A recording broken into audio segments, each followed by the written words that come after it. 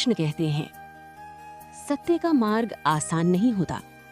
जो व्यक्ति धर्म के मार्ग पर चलता है उसे कभी कभी अपमान भी सहना पड़ता है, लेकिन याद रखो, झूठ कुछ समय के लिए सत्य को ढक सकता है पर उसे हरा नहीं सकता।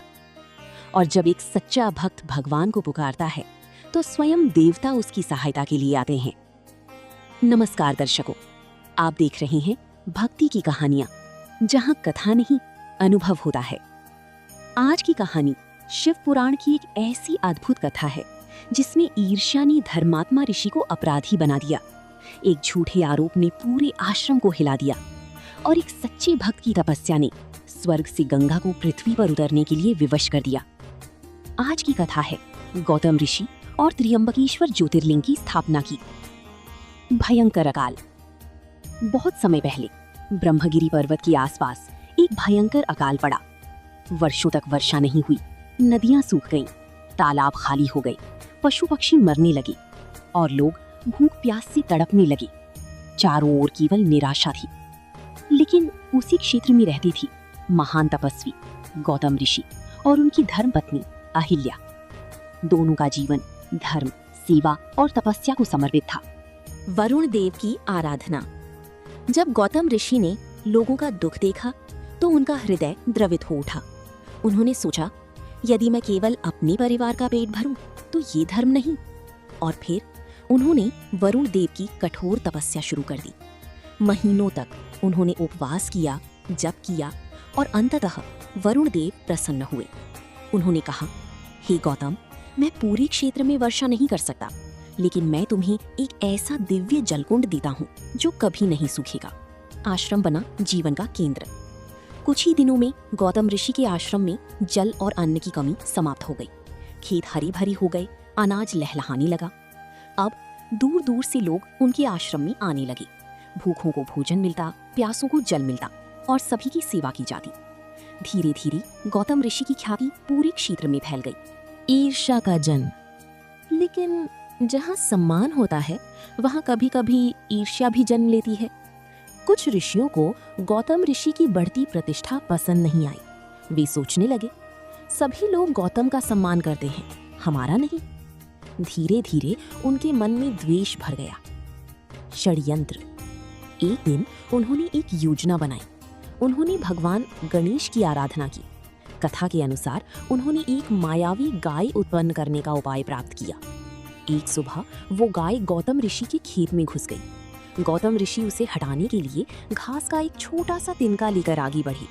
जैसे ही तिनका गाय को छुआ, वो गाय तुरंत गिर गई और मृत दिखाई देने लगी। झूठा आरोप। तुरंत वे ईर्ष्यालु ऋषि चिल्लाने लगे, गौतम ने गौ हत्या कर दी, गौतम पापी है। पूरा आश्रम स्तब्ध रह गया। गौतम ऋषि स्वयं भी आश्चर्य में पड़ गए। उन्हें समझ नहीं आया कि ये कैसे हुआ, लेकिन उन्होंने किसी से विवाद नहीं किया। आत्मग्लानि।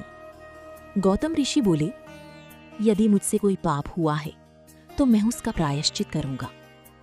ईर्ष्यालु ऋषियों ने कहा, यदि तुम पाप मुक्त होना चाहते हो तो स्वर्ग से गंगा को पृथ्वी पर लाओ और उसके जल से स्वयं को पवित्र करो। उनका उद्देश्य था गौतम ऋषि को असंभव कार्य में लगा देना, लेकिन उन्होंने गौतम की भक्ति को कम आंका था। गौतम ऋषि ब्रह्मगिरी पर्वत पर गए और भगवान शिव की कठोर तपस्या शुरू कर दी। दिन बीते, महीने बीते, वर्ष बीत गए, लेकिन उनकी तपस्या नहीं टूटी। उनके मुख पर केवल एक मंत्र था, ओम नमः शिवाय। भगवान शिव का प्रकट होना। अंततः पूरा पर्वत दिव्य प्रकाश से भर गया और वहां प्रकट हुए भगवान शिव। महादेव बोले, हे गौतम, तुम निर्दोष हो, तुम्हारे साथ छल किया गया है, फिर भी तुमने क्रोध नहीं किया। मुझे तुम पर गर्व है। गौतम ऋषि ने कहा, प्रभु, यदि आप मुझसे प्रसन्न हैं तो माता गंगा को पृथ्वी पर आने का आदेश दीजिए। गंगा का अवतरण। तब भगवान शिव ने भगवान गंगा को बुलाया। गंगा प्रकट हुई, लेकिन उन्होंने कहा, मैं पृथ्वी पर तभी रहूंगी जब आप भी मेरे साथ रहेंगे। महादेव मुस्कुराए और सहमत हो गए। तभी गंगा की एक धारा ब्रह्मगिरी पर्वत से फूट पड़ी। ये वही धारा थी जो आगे चलकर गोदावरी नदी के नाम से प्रसिद्ध हुई। त्रयंबकेश्वर ज्योतिर्लिंग की स्थापना। गंगा के अवतरण के बाद भगवान शिव ने कहा, हे गौतम, मैं यहाँ सदैव निवास करूंगा। और उसी स्थान पर ज्योतिर्लिंग रूप में प्रकट हुए त्रयंबकेश्वर ज्योतिर्लिंग, जो आज 12 ज्योतिर्लिंगों में से एक है। लाखों श्रद्धालु आज भी वहां दर्शन के लिए जाते हैं। इस कथा का गहरा अर्थ, ईर्ष्या अच्छी लोगों को भी निशाना बनाती है। सच्चा धर्म क्रोध नहीं, धैर्य सिखाता है। और भगवान कभी भी अपने सच्चे भक्त का साथ नहीं छोड़ते। कलयुग के लिए संदेश, आज झूठी आरोप, अफवाहें और ईर्ष्या कई लोगों का जीवन प्रभावित करती हैं, लेकिन गौतम ऋषि की कथा सिखाती है, सत्य को स्वयं को सिद्ध करने की जल्दी नहीं होती, क्योंकि अंततः विजय सत्य की ही होती है। तो दर्शकों, ये थी गौतम ऋषि, माता गंगा और त्रयंबकेश्वर ज्योतिर्लिंग की अद्भुत कथा। यदि आपको ये कथा पसंद आई हो तो लाइक करें, शेयर करें और चैनल को सब्सक्राइब जरूर करें। कमेंट में जरूर लिखें, जय श्री कृष्ण। हम फिर मिलेंगे एक नई भक्ति कहानी के साथ। तब तक के लिए धर्म की मार्ग पर चलती रही और भगवान पर विश्वास बनाए रखी। बनी रही भक्ति की कहानियां परिवार के साथ। धन्यवाद। राधे राधे। अगर आपको हमारी स्टोरी वीडियो अच्छी लगी हो तो हमारे वीडियो को लाइक करें, चैनल को सब्सक्राइब करें और अपने फ्रेंड्स के साथ भी शेयर कीजिए।